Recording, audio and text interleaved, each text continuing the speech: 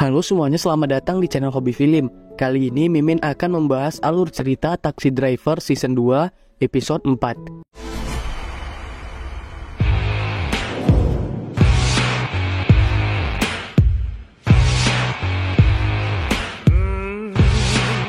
Diawali saat mobil Sanggi mogok di tengah-tengah perjalanan menuju desa selanjutnya.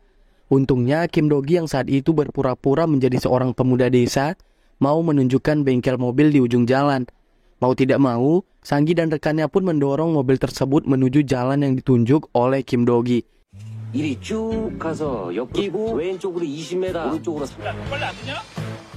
Namun setelah sampai di bengkel tersebut, mereka malah bertemu dengan Kim Dogi lagi sebagai pemilik bengkel itu. Tapi Kim Dogi tidak mau memperbaiki mobil miliknya Sanggi karena antriannya masih cukup panjang. Sehingga kemudian Sanggi mengeluarkan uang yang cukup banyak agar mobil mereka cepat diperbaiki. Tapi tetap saja Kim Dogi menolak karena ini bukan tentang uang. Dan akhirnya salah satu rekan Sanggi memohon kepada Kim Dogi. Mereka harus segera pergi karena sedang terburu-buru menyiapkan pertunjukan untuk para orang tua di sana. Mendengar hal tersebut, Kim Dogi dengan bahasanya yang lucu kemudian berucap, jika ini semua demi orang-orang, ia akan mau melakukannya dan bukan disogok dengan uang. Setelah mobil Sanggi diperbaiki, Sanggi pun melanjutkan aksi pertunjukannya. Tentu saja pertunjukan kali ini tidak bisa berjalan sesuai dengan rencana Sanggi. Kim Dogi dan yang lainnya pun ikut campur dan membaur dalam rencana Sanggi.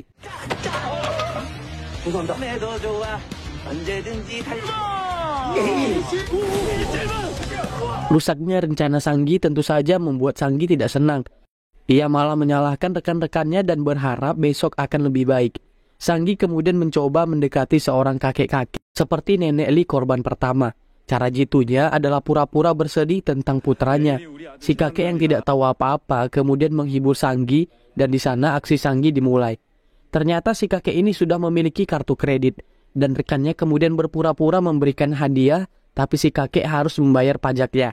Si kakek yang tidak mengerti kemudian menyerahkan kartu kreditnya dan kemudian rekan Sanggi menggeseknya untuk menghabiskan limit kartu kredit tersebut.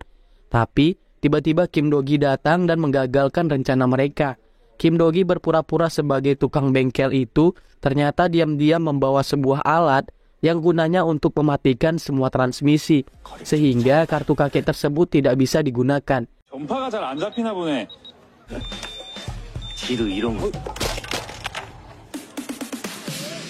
Sementara itu di Rainbow Taxi, Hajun sedang membantu seorang wanita yang dompetnya ketinggalan di dalam taksi. Ia tidak bisa menelpon Go-eun dan memutuskan untuk masuk ke dalam kantor yang hanya boleh dimasuki oleh staf seorang diri. Di sana, ia mencoba masuk ke dalam lemari dan menemukan sebuah tombol. Untungnya belum sempat ia menekan tombol tersebut, Pak Jang datang dan menyuruh Hajun untuk segera menarik taksi saja, sementara ia akan mengurus wanita tersebut. Setelah gagal menipu si kakek, mereka kemudian mendapatkan korban baru, yaitu Nenek Boksun, yang baru saja ditinggal mati oleh suaminya. Nenek Boksun mendapatkan banyak tunjangan dari kematian suaminya itu. Kim Dogi dan kawan-kawannya mendengar hal tersebut, kemudian melancarkan ide mereka selanjutnya. Sementara itu, Go-eun menemukan sesuatu yang aneh. Go-eun tidak menemukan nama Sanggi di rekening bank manapun. Tapi anehnya, Sanggi sering terlihat memiliki banyak uang di dompetnya. Padahal di desa itu tidak ada ATM apapun. Menurut Kim Dogi, ada satu tempat yang sangat ia curigai. Tapi ia harus menyelidikinya terlebih dahulu. Hari itu lagi-lagi mobil Sanggi mogok. Ia kesal ternyata Kim Dogi tidak becus membenarkan mobilnya. Alih-alih menelpon Kim Dogi, Sanggi memutuskan untuk menelpon saluran darurat saja. Tapi yang datang kembali adalah Kim Dogi.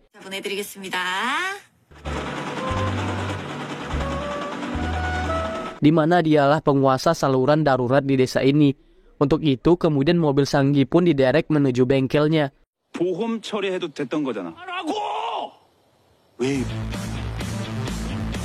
Di perjalanan, Kim Dogi bertemu dengan kakek-kakek tua yang ternyata adalah Pak Jang yang sedang menyamar. Sanggi memperhatikan kakek-kakek tua ini dengan seksama dan yakin jika kakek ini adalah pria yang kaya. Terbukti dari sendal yang kakek itu pakai adalah sendal yang bermerek. Jadi Sang-gi kemudian mengganti targetnya. Setelah urusannya dengan Kim Do-gi selesai, Sang-gi pun pergi ke rumah Pak Jang. Di sana mereka menemukan mobil mahal serta barang-barang mahal lainnya. Setelah mencari tahu tentang Pak Jang, mereka menemukan bahwa Pak Jang adalah mantan direktur bank yang sangat kaya. Ya, tentu saja ini adalah perbuatan Kim Do-gi dan timnya untuk membuat artikel palsu tentang Pak Jang. Semakin lama Sang-gi semakin terobsesi dengan Pak Jang. Apalagi setelah mengetahui jika Pak Jang sering berjalan-jalan ke tengah hutan sambil membawa segepok uang.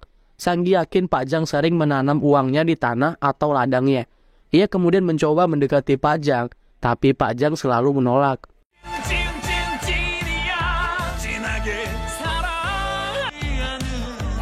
Hal ini membuat Sang-gi hampir saja berpikir untuk menculik dan menyiksa Pak Jang. Karena frustasi tidak bisa mendekati kakek-kakek kaya seperti Pak Jang.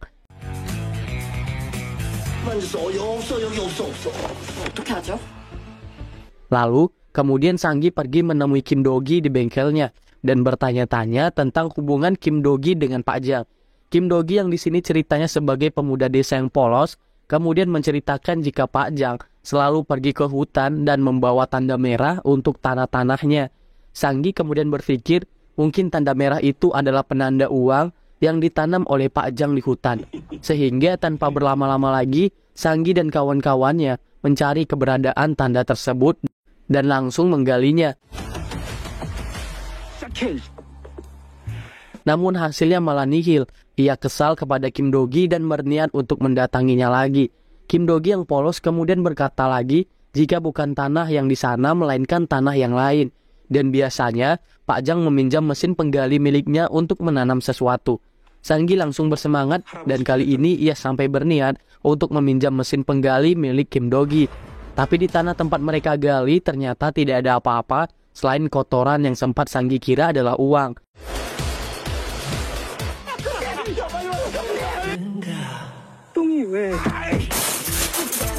Ia pun frustasi dan kemudian langsung bertatap muka dengan Pak Jang. Tidak ada sikap ramah lagi di wajah Sang-gi, yang ada hanyalah wajah frustasi karena tidak bisa mendapatkan uang milik Pak Jang. Setelah itu Sang-gi sudah tidak punya niat lagi untuk melakukan pertunjukan.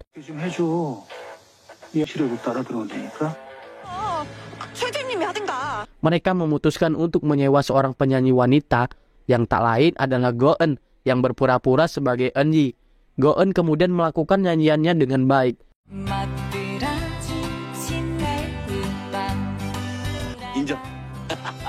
Dan di sana Pak Jang terlihat menyukainya, tidak seperti saat Sang-gi yang bernyanyi. Setelah selesai menghibur, Sang-gi kemudian menyuruh Go-eun untuk mengerjakan sesuatu lagi, yaitu mencari tahu info tentang Pak Jang. Go-eun pun bermain-main di rumah Pak Jang. Tentu saja hal ini membuat Sang-gi cemburu karena ia tidak diperlakukan seperti itu oleh Pak Jang. Tiba-tiba Go-eun keluar dari rumah Pak Jang menggunakan mobil mahal milik Pak Jang. Ia bertemu dengan Sang-gi. Ia kesal melihat Go-eun berkata jika mobil ini diberikan langsung oleh Pak Jang karena ia sangat cantik. Mereka juga melihat sebuah peta di dalam mobil tersebut dan mereka yakin itu adalah peta harta karun milik Pak Jang. Mereka kemudian memutuskan untuk mengikuti Go-eun ke sebuah tempat, di mana tempat itu adalah perbukitan yang akan mengantar mereka pada harta karun.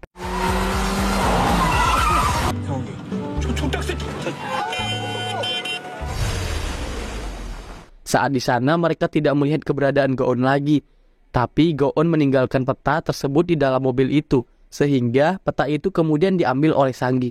Tapi mereka tidak sadar jika mobil mereka tiba-tiba berjalan mundur dengan sendirinya dan langsung jatuh dari atas bukit. Mobil itu pun langsung meledak dan hal tersebut membuat Sang-gi langsung bersedih hingga ia tidak waras. Tentu saja Sang-gi langsung kehilangan akal sehatnya, karena ternyata di dalam mobil itulah uang-uang milik Sang-gi disembunyikan. Selama ini Sang-gi sudah menipu dan menyembunyikan uangnya di dalam mobil.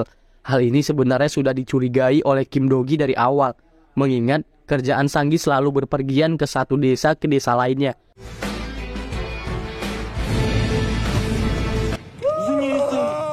Karena Sang-gi sudah kehilangan segalanya, maka ia memutuskan untuk menjadi gelap mata. Ia tidak akan berbaik hati lagi kepada Pak Jang dan berniat untuk merampoknya. Saat di dalam hutan, Pak Jang dihadang oleh mereka, dan kemudian mereka langsung meminta Pak Jang untuk menunjukkan lokasi harta karunnya. Untungnya saat itu Pak Jang berhasil melarikan diri dengan terjun ke laut.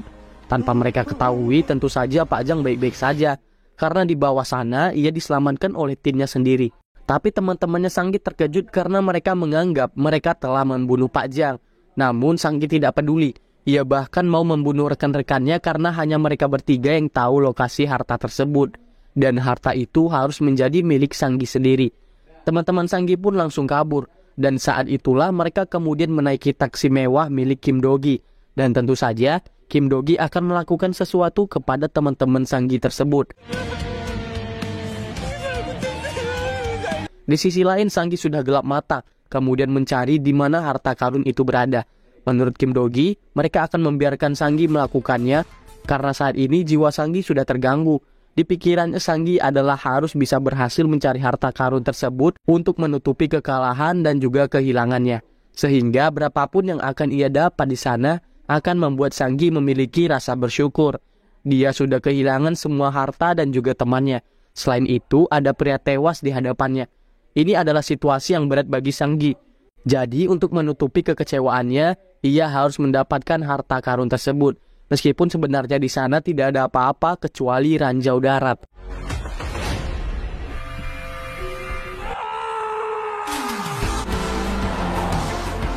Inilah keserakahan dan juga penjara bagi seseorang seperti Sanggi. Akhirnya, tim Rainbow Taxi menyelesaikan misi mereka dan juga balas dendam Nenek Lee.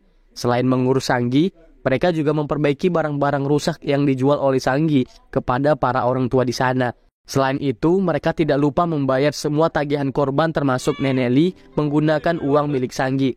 Nenek Lee akhirnya bisa hidup tenang dan sesuai dengan moto hidupnya. Ia tidak ingin merepotkan anaknya. Sementara itu di Rainbow Taxi, Hajun penasaran dengan tombol di dalam lemari. Di dalam ruangan yang hanya boleh dimasuki staf saja. Diam-diam Hajun masuk ke sana. Ia lalu memencet tombol tersebut dan kemudian tombol itu langsung membawa Hajun ke lantai bawah markas tim Rainbow Taxi berada.